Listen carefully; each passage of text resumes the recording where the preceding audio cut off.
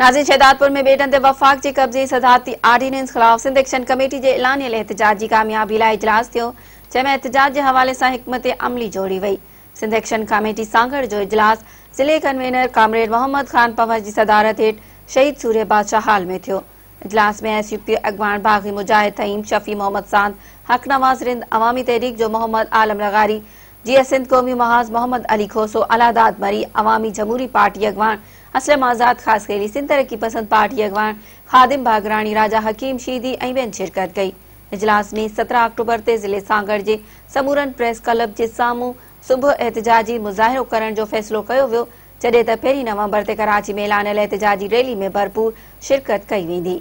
उन मौक़े ते सिंध एक्शन कमेटी ज़िले सांगड़ जे कन्वीनर कामरेड मोहम्मद खान पंवर ऐं बाग़ी मुजाहिद तईम चयो त वफ़ाक़ सिंध जे वसीलनि ते कब्ज़ा करे सिंध सां ज़्यादती करे रहियो आहे। सिंध हुकूमत जी मुजरमानी ख़ामोशी बि सवालिया निशान आहे। बेटन समेत सिंध जी वहदत जो हर सूरत में दिफ़ा कयो वेंदो।